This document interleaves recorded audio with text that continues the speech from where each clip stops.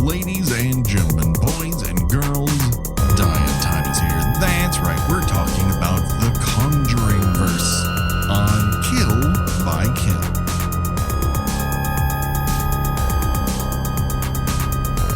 Well, greetings and salutations, Internet.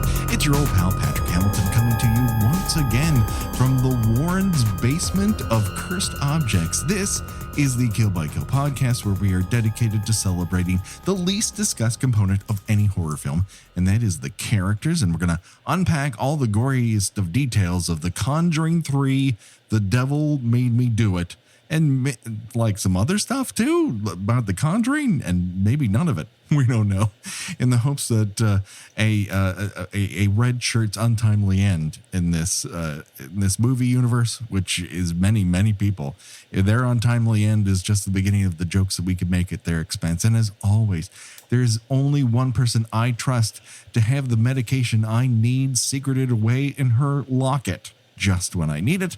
The one, the only, Gena Radcliffe. How are you doing today, Gena? We're wearing matching, like I'm wearing a skirt. It's an exact same pattern as your tie, yeah. which someone apparently pointed out on Twitter recently, and I'm like, oh my god, that's adorable. This is an interesting divergence from us, because we have typically on the show, we don't really cover ghost movies. That's not our forte necessarily, because there's not usually a lot of kills in them, right? Yeah, yes. I'm trying to think of like the original Amityville Horror. Nobody actually died in that. Well, I mean, except for the family that haunted the house, but you don't really see that. It's mostly off screen. Yes, right. And then when we covered 2, of course, that there was everyone died the same way. And then all sorts of grossness happened, and then the dad started walking around with a cane for no particular reason halfway through the movie. The most horrifying part about it is that Burt Young was like 46 when he made that movie. Oh my god! And looked every day of 65. It was a rough 46 years. Not as, and that was before he got a robot made to help him with his day-to-day duties. What were we talking about again? Oh, The Conjuring. Well, that comes back to Amityville, because ghost movies, yeah, they don't have a lot of kills in them. And that's how we sort of trace a time frame of a movie when we're talking about it. That's our whole shtick. And I would say another one of the reasons why we have not delved into the Conjuring universe per se is, to my mind, outside of Ed Warren and his lovely wife, Lorraine, I don't think there's a lot of characters in these movies. No, not really. I mean, you've got Lily Taylor in the first Conjuring movie, and for me at least, Lily Taylor is always a welcome presence who kind of automatically just classes up whatever she's in. Very true, yes. I mean, the problem here is not acting. Let's say this across the board. It doesn't matter what end of the Conjuring universe you're in. The problem here is not that they've chosen bad actors or the wrong actors. That's not the issue, please. No, but you definitely, she is probably the last of name stars competing with Patrick Wilson and Vera Farmiga as far as getting billing.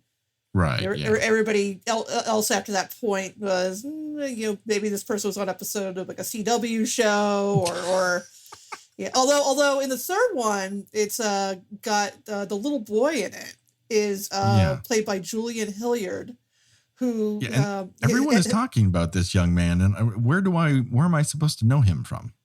He was in The Color Out of Space. Oh. And he was also in The Haunting of Hill House, the TV series. So this adorable child definitely has a niche in which he is put through some shit. Yeah. Make him suffer is what they put on his CV. I think our friend of the show, Anya Stanley, on Twitter said that she hopes his next movie, the worst thing that happens to him, he just falls off his scooter. Yeah, like a girl at school might like him, and that's embarrassing. Let's hope for something positive for him. Yeah, and you've got some of these kid actors that, and some of them also show up in the other Conjuring movies that, I've seen this child be tormented by evil forces before. Like the little girl in Annabelle Origins was also. Oh, yeah. It was also in The Haunting of Hill House. And she wasn't she also in the Good Ouija movie? She was, yeah. So Yeah. these kids, they like I said, they find a niche. Yeah, they do. And Well, that niche is being good at being terrified. Because some kids can't do it. It's it's a hard thing for a child, particularly when you're dealing with a lot of CGI horror. And I mean, little kids could be like, what are you gonna tell a little kid? Pretend there's a monster standing in front of you. And they're probably, they're not going to be very convincing. No. But some kids can do it. Yeah, some kids can live in that particular moment. And listen, acting on camera in and of itself is a hard thing. It's not like you're going off of audience reactions. You're giving a lot of different performances and it's being assembled after the fact. So, like, there's a lot of stuff that goes into it.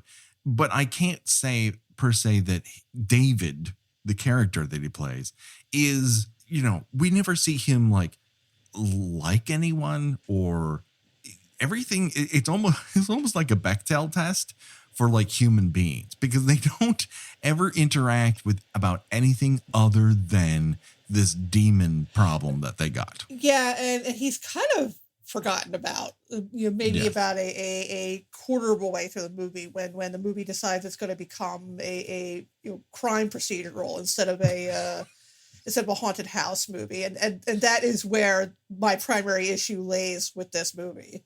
It's kind of like it becomes CBS's The Conjuring, right? All of a sudden, instead of like all the Conjuring movies, present these ideas, that are for spinoffs or that just look cool. They're like reserve ideas in the back of somebody's head, and they're like, "What if a nun was like really creepy looking?" They're like, "Love it," and someone goes, "Oh, I wish I could see a whole movie about that nun," and then you see it, you're like, no. Yeah, I haven't seen there's there one nun movie or two? There's just the one nun movie so far. I haven't seen that one. I haven't seen The Curse of La Llorona. I saw it on an airplane, and the way God intended it. Right. Kind of like how I saw Aquaman the same way. Aquaman is at least a good time. Like when I watched Batman v Superman on an airplane, we were over the Atlantic, and I swear to God, if we were over a landmass, I would have walked off. Well, Aquaman is saved for the same reason that the Conjuring movies, or you always rate a solid 3 stars for me. Now I said before we record, I will go to the mat for the first Conjuring movie. I think it's a genuinely good and scary movie. Yes, it absolutely is. It is built in a very deliberate way to present to you all the things that we sort of like when we talked about Crawl, how it would explore this space and nothing was really wasteful because it was telling you where all the action later on would take place. So you're building this maze in your mind. You're going, oh, I know. Okay. But you can't go there, but there's that stairwell, but all that stuff means a lot more in that first Conjuring, probably because they didn't have in the back of their head, this is going to be a multi-film spanning universe. It's right. I'm sure that they didn't at the time expect it to take off as big as it did. But one of the reasons it worked for me, to try to get back to my original point, is I used to really love haunted house movies. I genuinely like the Amityville Horror. It's as silly as it gets at times. I love Poltergeist. Poltergeist is one of my favorite horror movies. That's unimpeachable. Yeah, Poltergeist is unimpeachable. But then I watched the remake of the Amityville Horror and the remake of Poltergeist, and I'm like, yeah, I'm done with this shit. Because one of the things that works so well for Poltergeist is this feels like a real family. Like these people, whatever you may think of Craig T. Nelson in real life, and whatever the dumb shit he said about not collecting welfare when he was on food stamps or whatever. Right. He plays a very good kind of schlubby husband and father. Very, very Yeah. relatable. One of my favorite scenes that doesn't involve actual ghosts on screen is after Carol Ann is taken away and he's just like smoking and his hands are shaking and like you've got the circles under his eyes and he says to the investigator, we don't really care about the noises, the screaming, the thumping. We just want you to get our little girl back. And he just like, he seems absolutely legitimately traumatized by the whole situation. And like in the remake of Poltergeist, everybody just fucking hates each other. Just there's just and like you've got Sam Rockwell, who I normally really enjoy. I think he brings a very interesting, weird energy to a lot of his performances that you don't really see from other actors. But I don't buy him for a second as this sort of aggrieved husband and father. He at best, he just sort of seems like this detached, cool uncle who seems more annoyed than terrified that his daughter has disappeared somewhere in the house. Well, I mean, it's very time consuming. I think we can all agree on that. Right. And then the Amityville Horror remake was the same way, that everybody's sniping at each other and it's just like, I don't care about these people. I don't care what happens to them. I care about what happens to Ryan Reynolds' pajama bottoms because they ride way low, yo.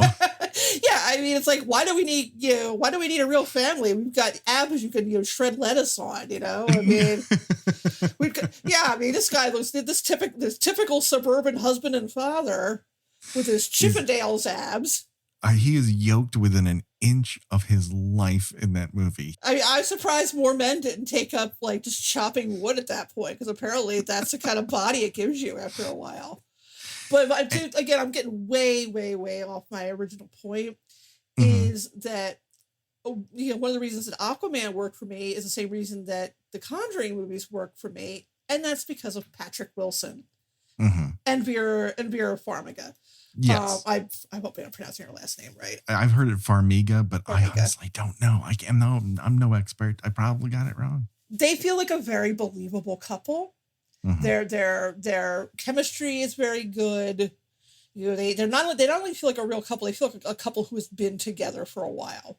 Right. Which one of the things I could have done without in the third movie is a lot of flashbacks to how they met.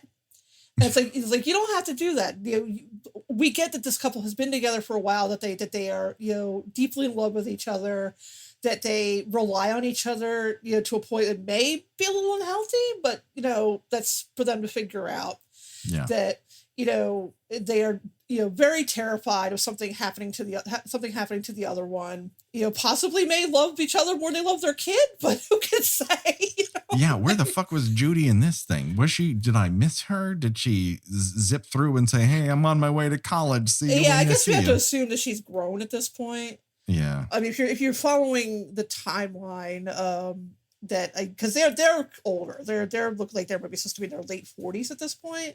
Now, of course, it goes without saying that Patrick Wilson and Vera Farmiga look nothing like the real life, and Lorraine, not. I mean, I've seen a recent topless photo of Patrick Wilson, and he does not look like he has a heart condition. The hardest thing to get past in this movie is watching him wheeze while he runs. Yeah, this is like, I don't know. And he is like 47, but he's like Hollywood 47. Yeah. All he has to do is stay in shape 47. It's more like being 30, I mean, he's fit. He probably, has the heart of a teenager. I think the only way they really indicated that these characters have aged is that Lorraine has kind of the school marm, updo now.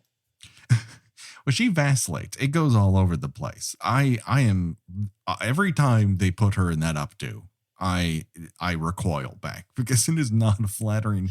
No, and I think it is just supposed to make her look older. At least in this one, unlike Godzilla King of the Monsters, which I managed to see almost a year and a half in advance because we were working on taglines, and our taglines ended up on movie posters and stuff. That was really cool. But the hardest thing I had to do with it, one was that Kyle Chandler kept mansplaining things for the women scientists on the crew. which was a real weird point. But it like, okay, I can see why Vera Farmiga does not want to stay with him. And two was that she has this monologue in this basement where she's like, here's the reason why I'm letting all the monsters go. And then it's edited together with other footage, like someone's in the back going, give me 2. All right, now cue up 15. 15, go. Like, where is this editing happening? She's delivering a monologue to a video camera. Come on, everyone. It's a movie. Anyways, but yes, I agree. The heart of all of these movies that they're involved in is very much them. You're either on board for their relationship or you're going to have a really hard time being into any of this. Right. And you also kind of have to divorce yourself of the whole, well, in real life, they were con artists. That is the top line issue almost everyone has. And I don't begrudge them in the least because it's always in the back of my head as well. No, of course not. The Warrens were legit con men. Yeah, no, you have to completely separate yourself from the reality of that and just, let yourself be taken in by the warm, pleasant silliness of these movies. This is where I think that ultimately this universe would have been better off if they only had used them as inspiration rather than using their real names, claiming that they were based on true stories. I know that was in vogue when the first Conjuring happened. So I understand the impulse there, but the longer it goes, the harder it is to reconcile the fact that I can totally buy if they were the Blorens and you only sort of dipped into that backstory to find things to make movies about and went from there. There's no lack of imagination in the James Wan half of this sort of movie universe. And they have definitely shown up in other movies as, even more fictionalized versions of themselves. I don't know what it ultimately buys you because everyone has their bullshit detectors on anyways. Like there's no fucking way that I believe they traipsed inside of a underground tunnel factory and had this massive, supernatural fight with an occultist, and he ended up sledgehammering a fucking Black Sabbath table. Like, no. Well, yeah, then that whole end scene where it's basically, the filmmaker's like, we've seen The Shining. Well, this movie is full of we've seen. Yeah. I mean, we've seen The Exorcist. We've seen The Exorcist 3. We've seen Nightmare 4. It is chock full of references. And hey, man, no shame on that game. All I'm saying is maybe pick 2 or 3. No, don't choose all of them. Just one or 2. We should probably point out that there'll probably be, we might drop a few spoilers inadvertently, but you can still enjoy them. I mean, it's not a bad movie. It's just it's intensely watchable. It absolutely is watchable. As with a lot of series, there's a gradual decline in quality from the first to the third one, and I will say it's better than Annabelle. Most things are better than Annabelle. Putting up wallpaper, just as a general rule, even if you don't know how to do it and you're learning from YouTube videos, that is more pleasurable than watching the first Annabelle movie. Sorting change is more interesting than watching Annabelle. You might find like a wheat penny or something. Those are worth something. That's the crazy thing about this, that the quality varies so wildly from all of these movies to the next, because that first Conjuring movie, I agree with you, is super solid. It's just a great scare machine in the most classic sense. And some people might say they're quote unquote cheap scares. I don't believe so. The same thing with the first Insidious movie. Right. I feel like that is where he really learns how to force an audience to feel a certain way, that he just guides them into scary situations. Yes, he's pumping up the sound. Yes, there's a lot of boo scares and whatnot. But I would say more often than not that he really is crafting genuine scare moments rather than cats leaping out of closets sort of bullshit. Right. And then a lot of it does come down to what would I do in this situation? And I think that first movie, because it has the Lily Taylor of it all, you're more invested in that particular family's situation. You know that they just can't quite escape where they are because of their financial situation. Once again, we're playing with a lot of Amityville horror stuff, because at the end of the day, the Amityville horror was a scam. And the Amityville horror. The part that these movies, this and the original Amityville horror, I don't remember if it was as much of a thing in the remake. One of the things they focus on is one of the actual legitimate issues is that they had money problems. Yes. Yeah. I mean, that's what King goes into quite in depth in Dance Macabre, that the scariest situation in the entire, book and movie is when they lose the check to pay for the wedding. You can tell childhood is thinking the part where the babysitter gets locked in the closet is the scariest part. Adulthood is when he loses that fucking, packet, thing of bills to help pay for his brother-in-law's wedding. And it's just that, quote unquote, house fucking with him. It's exacerbating their real problems into these supernatural problems. And that's really best displayed in both the first Insidious and the first Conjuring movie. After that, you kind of establish a formula. And now and then it becomes it becomes the Haunting of the Week movie. Right. Yes. And this is the most of the week of all of them that I've seen so far. It's very of the week. That's not to say it's a bad movie. It's like, those darn Warrens, how are they going to get out of this one? Well, the problem is that the actual real life story that inspired it is pretty interesting. And then they proceed to do nothing with it. They just it's set up for, Law and Order Special Ghouls. Where they wow, there are other murders similar to this. Perhaps they're connected, and it's like no, just investigate the demonic possession aspect of it. They have this setup with this little kid. They open with his exorcism, and it's like, okay, well, why don't we have that be? Why don't we flash back to what happened to him before that? And I realize we get that one shot with him with the waterbed, which is effective. Yeah, I will say that's an effective scene. There was not enough of that, unfortunately. You mostly have, Ed and Lorraine, oh my God, we're going to die someday. And neither of them being able to handle that. And I mean, I get that, their mortality is looming over them, but that's not what these movies are about, though. This movie was, sold as, a young man committed murder and blamed it on demonic possession.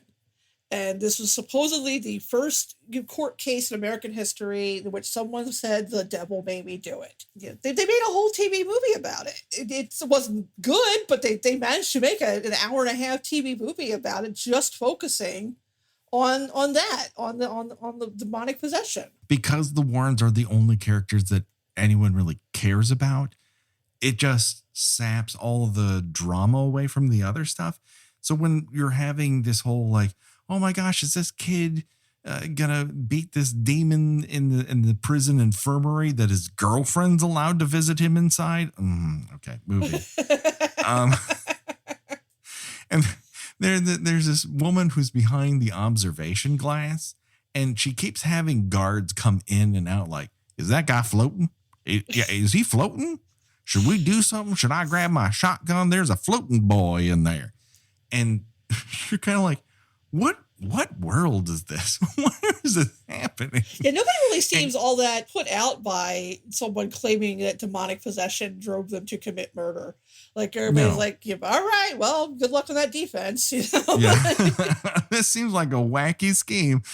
Let's see how it works out for him. Yeah. And that's all that's really said about it. It's not engaged with in any it's about way, a quarter of the movie, despite what the trailer would tell you. About a quarter of the movie is devoted to that. Yeah. And then because they only had like an hour's worth of plot, then they had to add in this human antagonist. And it's just like, you don't need, and you know how I feel about this. This is a rant I went on in Shark Night. Yeah, where, they felt like they didn't have enough movie on its own. So, well, let's throw in a person to cause problems for them, to be behind all this. And it doesn't even make any sense. I think they just went with the idea that they needed an anti-Lorraine, know, like. And she too's got the little schoolmarm updo and like the weird, like, outfits that are like 20 years too old for her. And yeah, she looks like a Victorian witch. And it's like 1980. Yeah, it's a lot of high collars and tight, narrow, long skirts. It's a weird look. You've got There's too many ruffles. You've got this this priest, this ex-priest who's played by the John Noble, yeah. And he's connected to this woman in a way it's supposed to be a big twist, and it's like, oh, who gives a shit?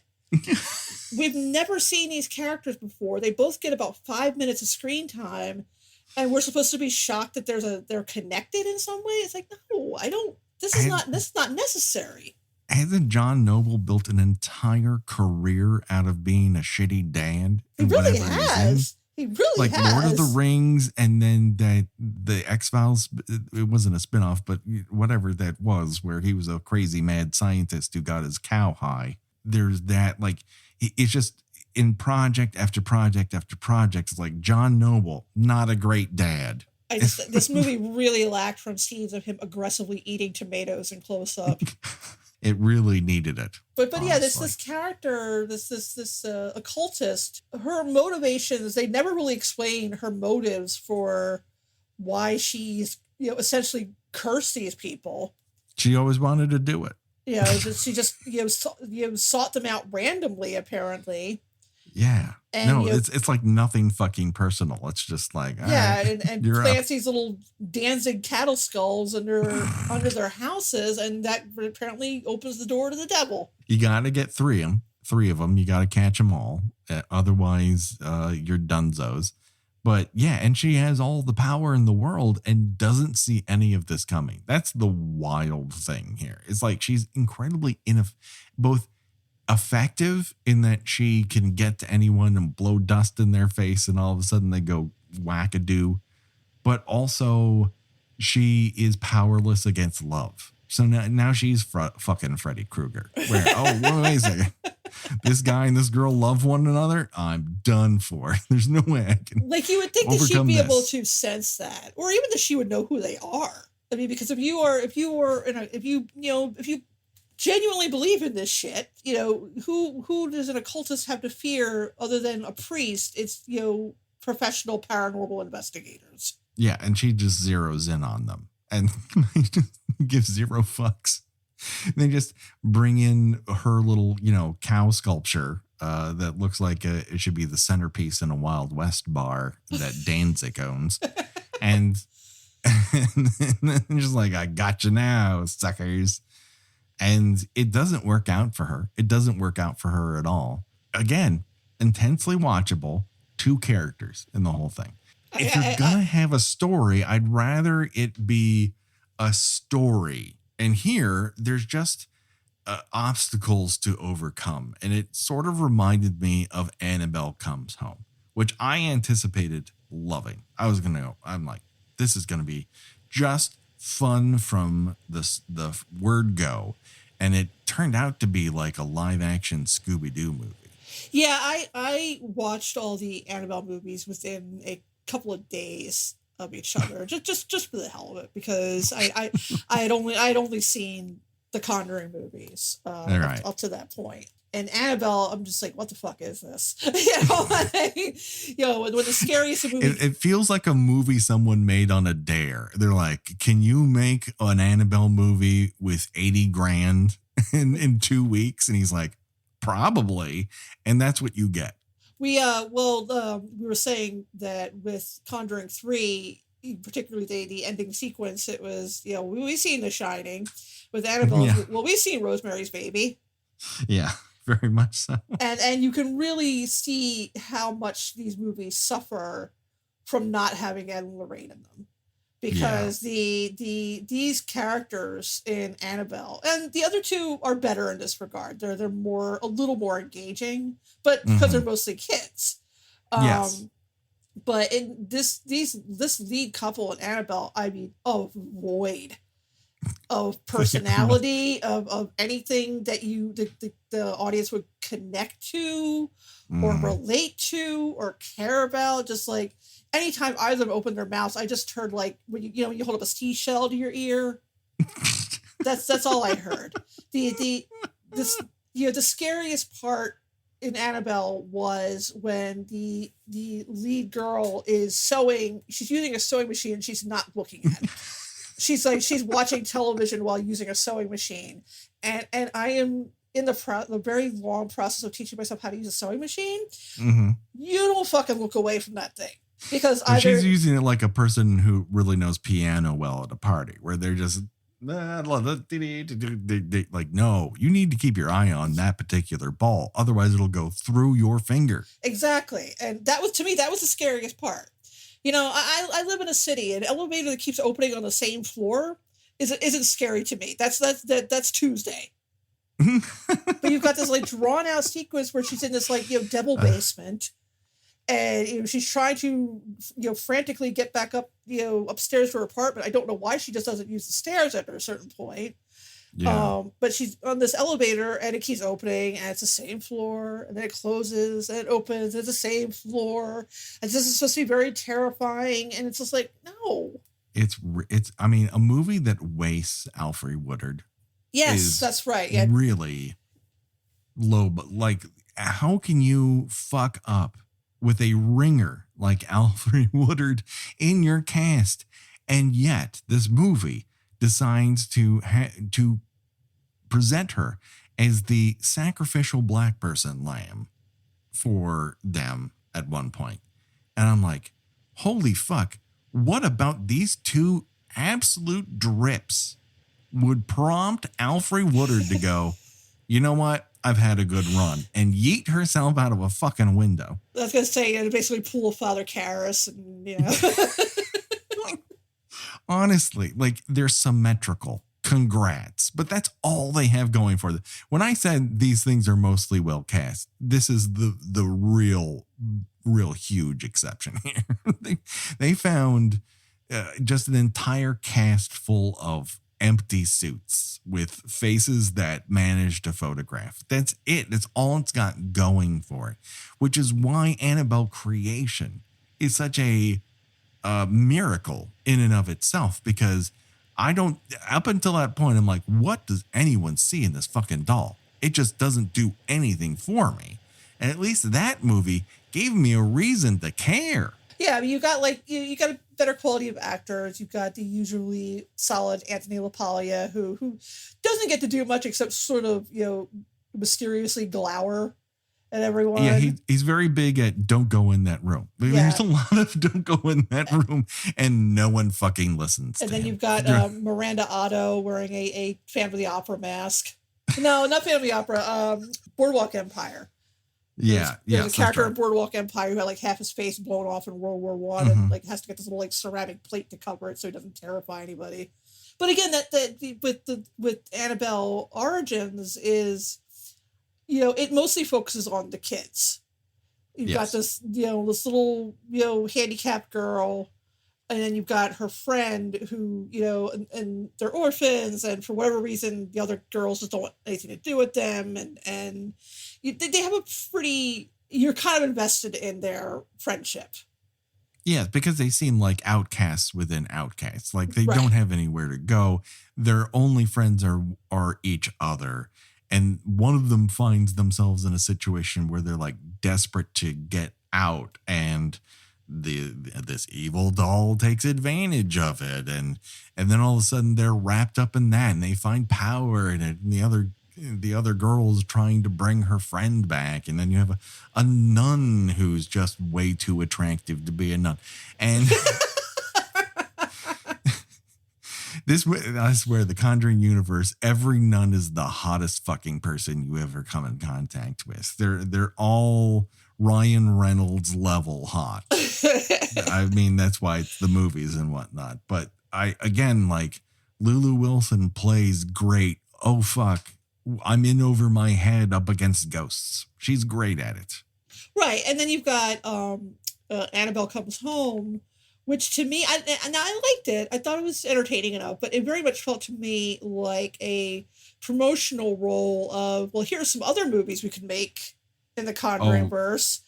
See, this is where it feels like Scooby-Doo to me, where it's like, I know that ghost. I know that ghost. I know that ghost. Yeah, and it's just like a ghost introduction machine. Right. It's like, well, we can make a movie about the samurai warrior ghost. Or we can make a movie about the bride ghost. How about this ferryman who's got some coins who drops? Then we're going to recreate the clap game from the first Conjuring. How about a wolfman? We've got a wolfman. Listen, you fuck up a wolfman, now I'm going to start to get a little bit angry with you, because that wolfman, and let's be honest here, it's a wolfman ghost. It's a ghost of a wolfman.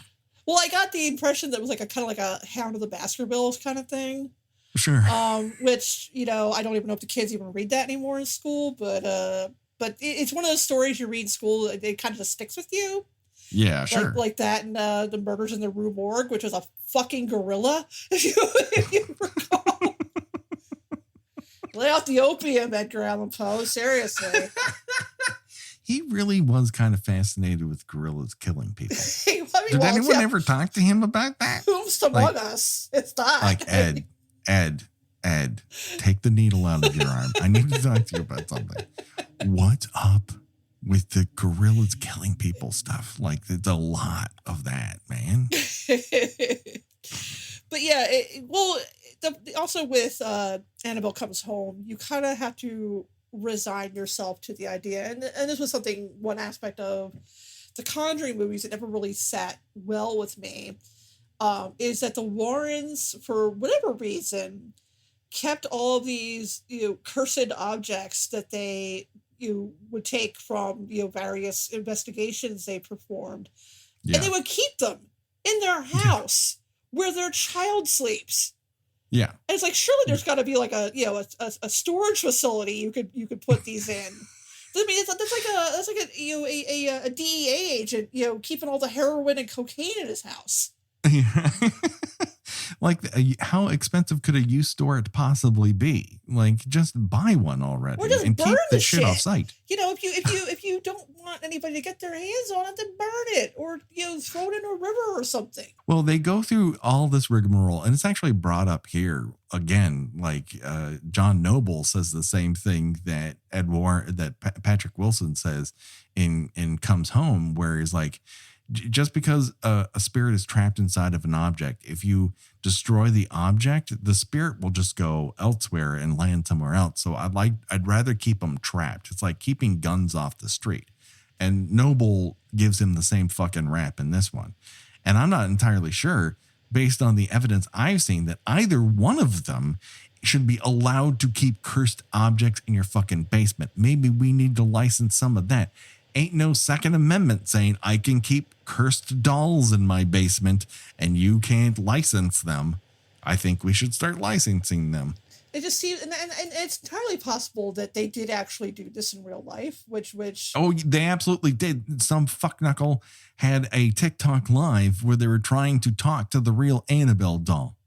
Oh my God. And I watched it for 15 fucking minutes. Someone shouting at an inanimate object. It's just like, and it's also just like a Raggedy Ann doll, right? It's not like the weird doll in the movie. No, and believe me, Annabelle has a real come up in these movies. Annabelle looks cursed as fuck in these things. And you look at the real Annabelle doll, and you're like, what the fuck is it going to do to me? Ask me to go to JCPenney? Like, there's nothing cursed about that fucking thing. Yeah, that's another thing I love in the first Annabelle movie is like, let me put this like 1 foot tall doll with bloodshot eyes in my newborn child's room. So isn't this perfect? It can loom over her while she sleeps. It's completely outsized in comparison to all the other dolls you've collected. And it also looks like it's going to murder us in our sleep. Anyways, I hope we have a nice baby. Good night. Fucking asshole. You should be stabbed to death by a goddamn cult. All of you, you're idiots. And cult, it definitely isn't the Manson family. No. It's the Temple of the Ram, or the Brotherhood of the Ram, or the A-Team of the Ram. I'm not really sure. I did sort of like how they brought around Annabelle origins back to that.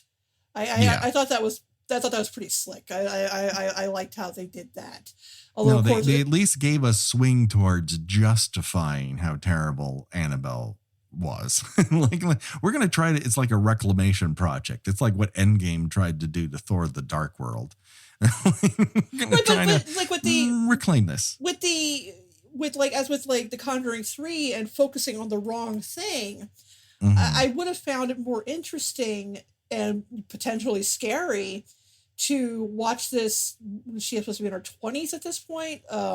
The real life Annabelle, or whatever you would call it, the human Annabelle. And kind of dealing with pretending to look normal and act normal enough that she was able to get adopted and pretend presumably go to school and grow up, and while kind of keeping it a secret that she's actually possessed by a demon. And I would have found that it would almost been like Fear No Evil.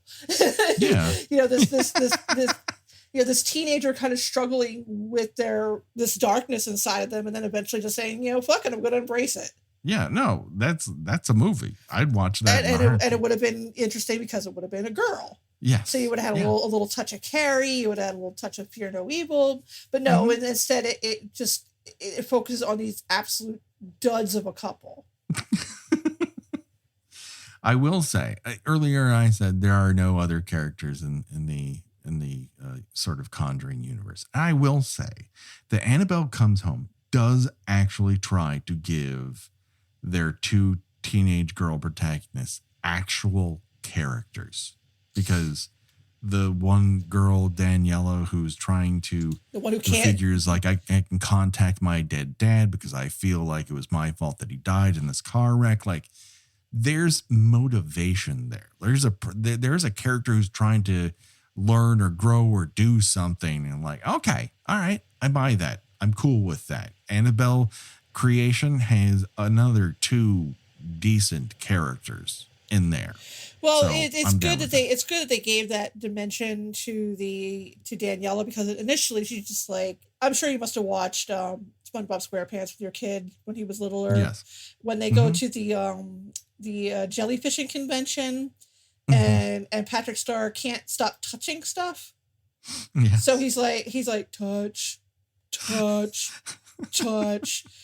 And like he tries to basically like touch someone dressed up like a mascot, and the mascot runs away, and Patrick's like, come back, I have to touch you. that's basically Daniela in the Warrens' house. Can't keep her fucking hands off anything. No, she's touching everything she possibly can. It's pretty fucking wild. The amount of things that and there's that whole sequence where just like for 15 minutes she's picking shit up. You're like, stop. But then again, maybe that's why it kind of works. I would, in a battle, which would you watch again? Would you watch Conjuring 3 or would you watch Annabelle Comes Home?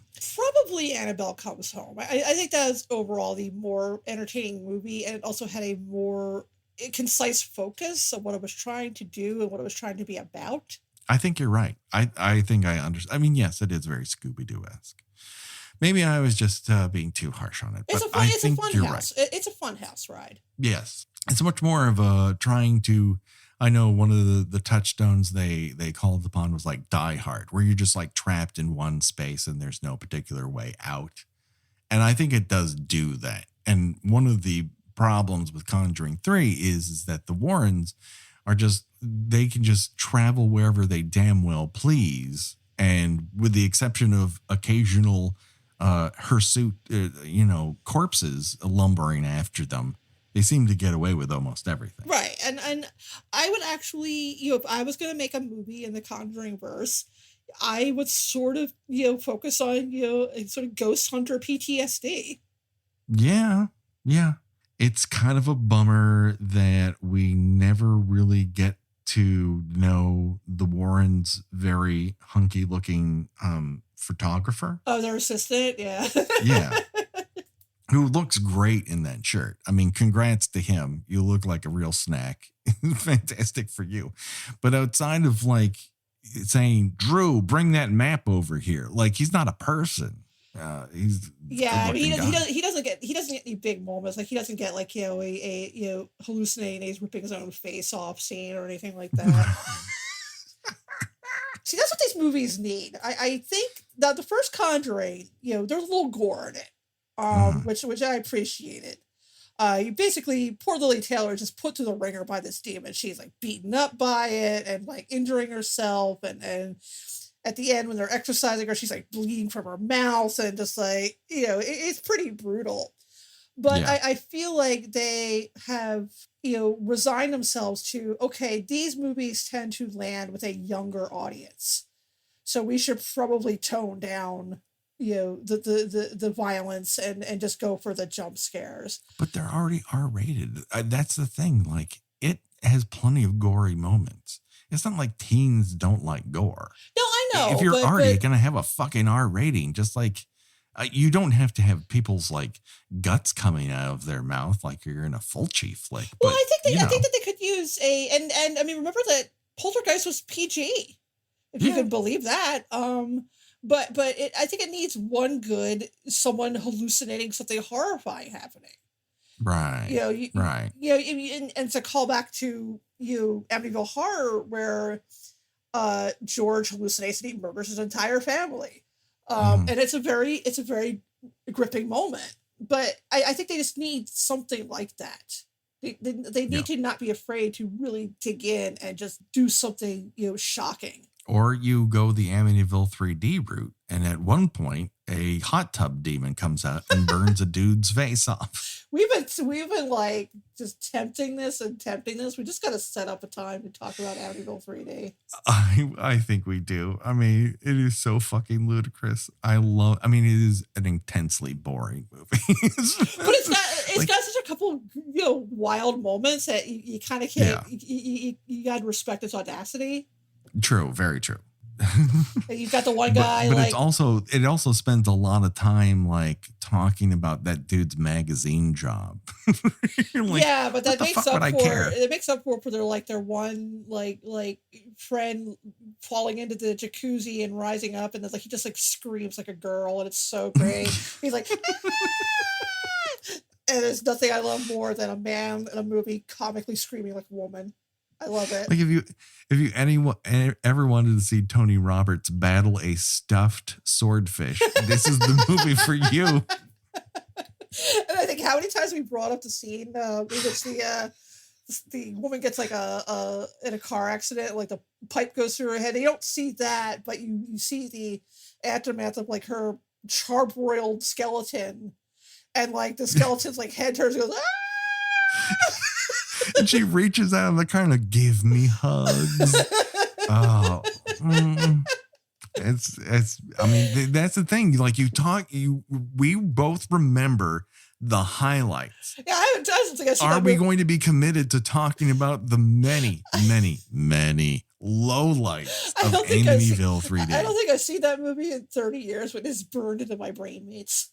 I bought this Shout Factory 1, 2, 3 box set specifically so I could watch it in 3D. Specifically. I don't think I've had the pleasure of watching it in actual 3D, but neither do I. I do remembe in 83 that sort of. Well, we have an episode about. Oh yeah, about like 100 years ago, we did an episode about like the weird 3D horror trend. None of those movies. Where we convinced ourselves we will never talk about something as lowbrow as Jaws 3D or Parasite, and now I'm like, I don't know, I might do it. I mean, everybody else is talking about the same damn movies. We're probably going to be like at least the 6th horror podcast talking about the Conjuring movies. Well, we should tell everyone our original goal was we were going to get back in a movie theater and we were going to watch Spiral from the Book of Saw because we love the Book of Saw here. Oh, yeah. Can't wait to crack it back open. Huge Summer beach reading, baby. I bought a ticket, and I ended up not being able to go for a variety of work related reasons, and you couldn't even find a fucking showing. I could not. No, seating in theaters here is still very limited.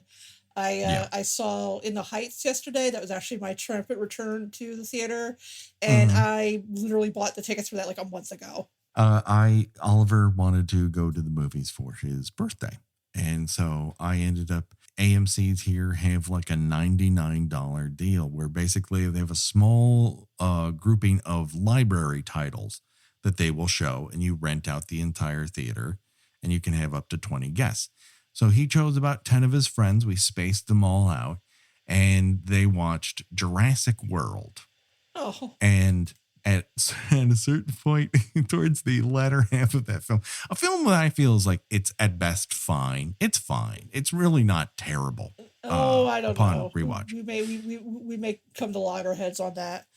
Well, there's plenty of stupid stuff in it. And the way there is a real woman hating problem in that movie, though. Yes. It is baked in that movie hates women. There are either temptresses or people who break your heart or fucking irresponsible or harpies that should be torn apart by dinosaur birds. Yes. That's all you get in that film. It is fucking reprehensible. From that standpoint, I do enjoy some of the performances. Your boy D'Onofrio is literally got a fork and knife in his hand and chewing every ounce of the scenery that he can possibly get his mitts on.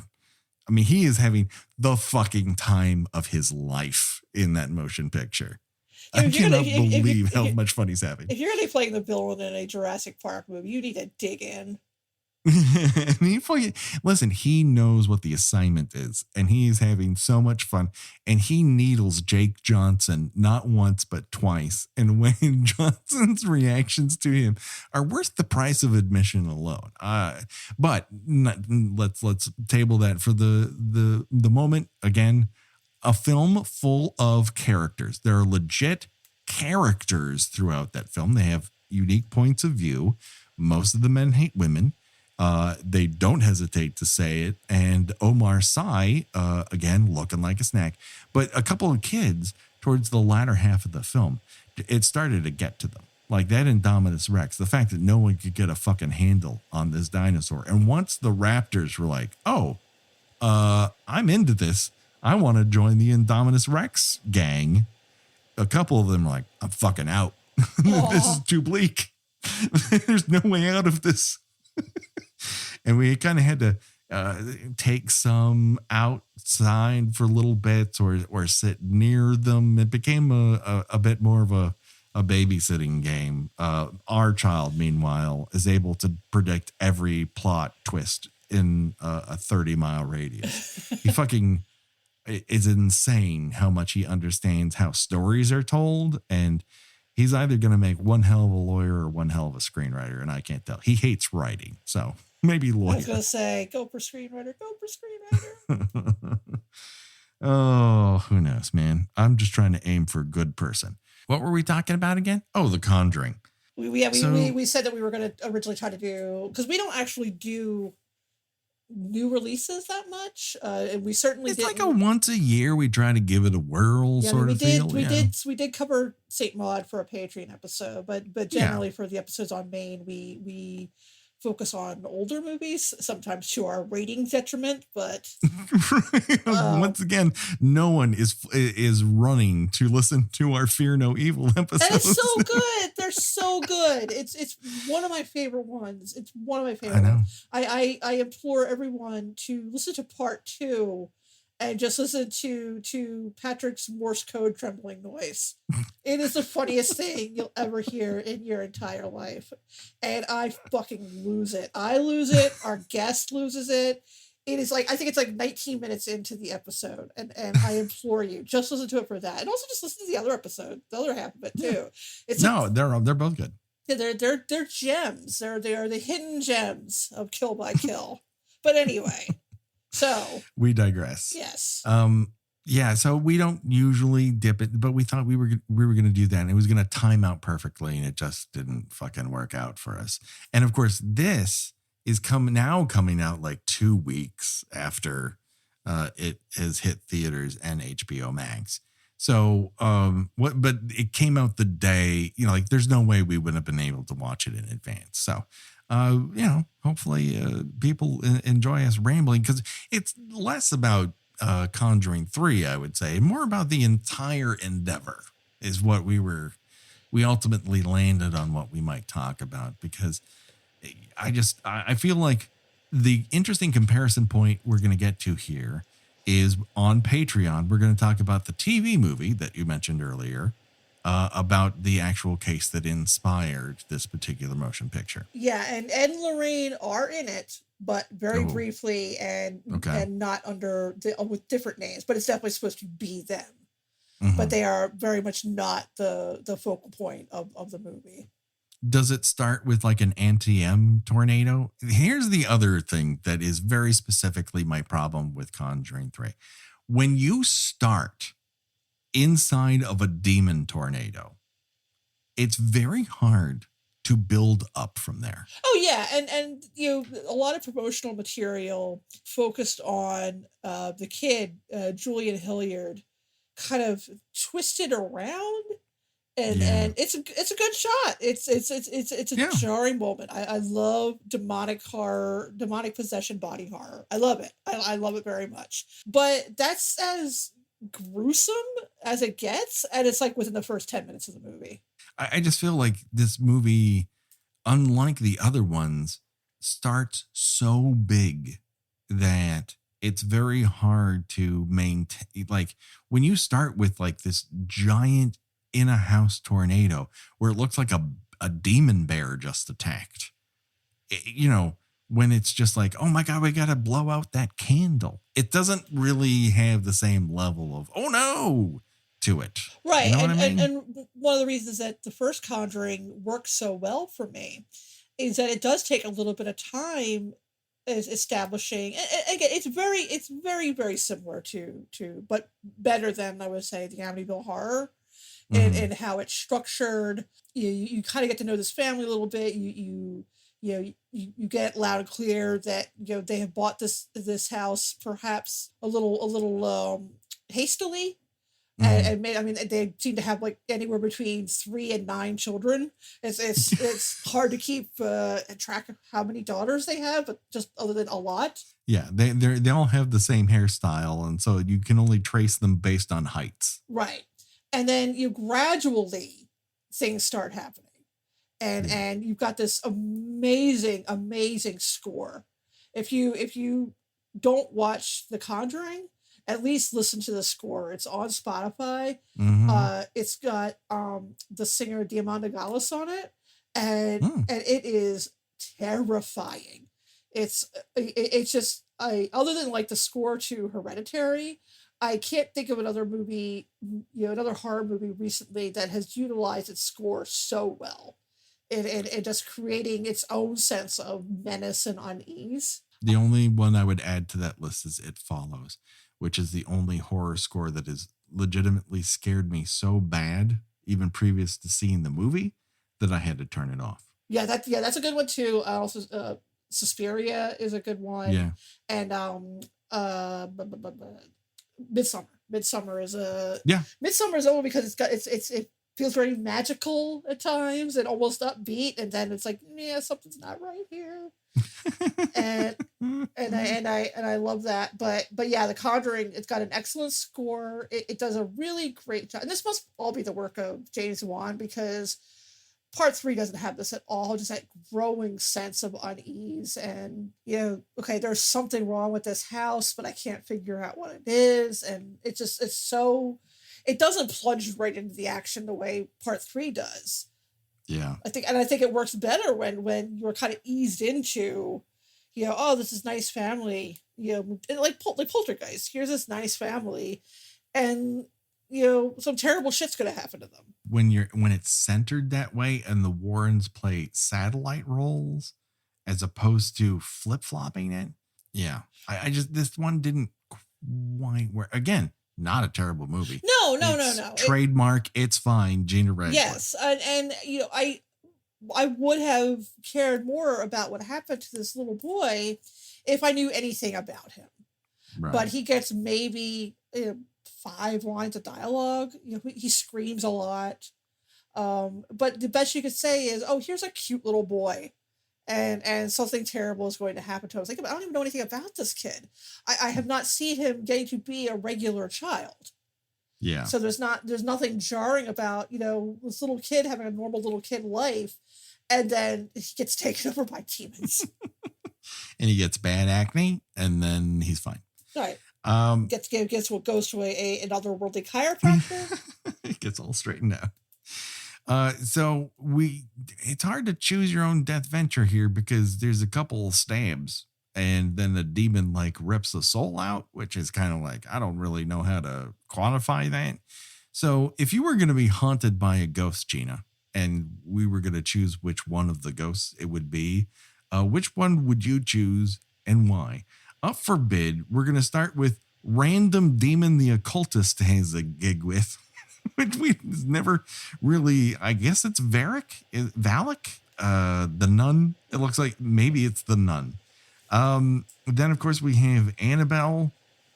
We got Bathsheba, who I just learned has a last name Sherman. So she is that the bride?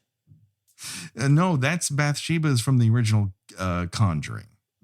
At the end, they yell like Bathsheba at her. And she goes, oh no, you said my name. Yeah, all right. Okay. But I did not know her last name was Sherman. It kind of takes some of the oogie out of her boogie. You know what I mean? You also have the crooked man with his fun hat. Yeah, we never mentioned Conjuring 2 once. No. It's fine. It's fine. I really kind of groaned out loud when they cut to London and they're playing the Clash's London Calling on the soundtrack. Oh, God. Yeah. I agree. Other than that, it was perfectly okay. It was perfectly okay. There's some really good scare sequences in it. I mean, James Wan doesn't make unentertaining movies. It's just not as gripping a heartfelt thing, no matter how much, I mean, at least for me. Than the first movie. You also have like something like the ferryman who's got the crazy coin eyes. Speaking of the Conjuring 2, you got Bill Wilkins who likes to jump through walls and yell, "It's my house" at you. You got the samurai, which is just a fucking thing of armor. And the bride who just likes to possess people and stab at them. So if you were going to be haunted by a ghost, Gina, which one would it be and why? I mean, we're not talking the werewolf ghost. Sure, you can add any ghost that you like into this. Let me think here. I just learned that its name is Black Shuck. Sure.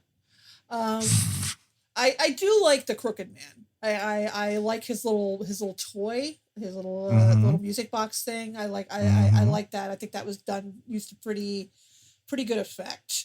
It got some fun sharp teeth there. Yeah, I like his look. I kind of like that whole Edward Gorey kind of thing. So I think I would have to go with the Crooked Man. Yeah, dressed like Ponyo's dad from the movie Ponyo. I think of all the ghosts, the one that would really haunt me would be the haunted television from Annabelle Comes Home, where you get trapped in a television, because that's the way I feel. I have been working on television projects nonstop. Today I had 4 deadlines. So if I am going to be haunted by anything, it is going to be the television. I can't look at it anymore. I don't enjoy it for what it is. I just watch TV for work. That seems like a little more metaphorical than these movies tend to be. Yeah. Well, you know what? You look into the void and the void looks back. And that's what I saw. Where I'm just like, I like the scary chimney sweep. Listen, I had to hunt YouTube for clips of a specific person on Bachelor in Paradise for 2 hours today. Does that sound like fun? I can tell you something. It was not. Probably So that more pretty fun than much- having to watch Annabelle again, though. It's true. It beats the hell Boy, out that of one's a Annabelle. real stinker, Rooney. I Holy can't shit. I can't emphasize that enough. Oh, Annabelle, the movie can go leap off a cliff. So that just about does it for us. Gena, where can people find you on these here internets? I am a writer over at thespool.net. If you want to hear some actually structured thoughts of mine on The Conjuring 3, I did do a full review of it recently, so you can find that there. I also recently just did an anniversary post on The Cable Guy, a movie very near and dear to my heart. Very good. And I am on Twitter under Porcelain72. Do it today, people. Check it out. Of course, you can find us on all the social medias. Please rate and review us. We have not had a new review in, I think, maybe 2 months. It's a little dire. I know a lot of podcasts that you listen to beg and plead for you to rate and review. And the reason why is because these podcast distribution hubs use those to base how engaged our listenership is. And now we have lots of great listeners, and thank you wherever you are in the world. If you happen to be one of our new listeners in the Ukraine, who just popped up and made us number 8 in the Ukraine. In Ireland, we popped into the top 10 recently, which I found delightful. If you're a listener anywhere you are in the world and you like the show, please rate and review us, particularly if you have an iTunes account and an Apple Podcast. That helps us be seen and heard by more people. If you tell us what your favorite kill is in any of the films that we've covered, or even in one we haven't, we'll talk about it here on the air. That's our solemn promise to you, the Kill by Kill listener. Hey, guess what? It's almost our 5th anniversary. I don't know what we're going to do for it. I am going to tell you that we are going to open up a TeePublic shop. And for the very first time in 5 years of the show, we are going to have t-shirts available with our logo on it and Steamboat Jason from Friday the 13th, Part 8, Jason Takes Manhattan. Of course, the thing that we celebrate on this podcast, Jason knows how to drive a boat. So look forward to that. You can put it on almost anything. These are really fun designs. I think it's going to be great. I think people are going to love them. So that's going to be new for our 5th anniversary. We might send out something special when that occurs, so you know. So if you want to have and present to people your love of this weird podcast that we've been doing, that would be another way to do it. So that's it. I don't know what we'll do next Kill by Kill, something fun. I'm not sure. We got a cool movie coming up on Patreon, so subscribe to us there. And that'll do it. I promise you this. The body count will continue. So for myself and for Gena, bye-bye, everybody. Bye.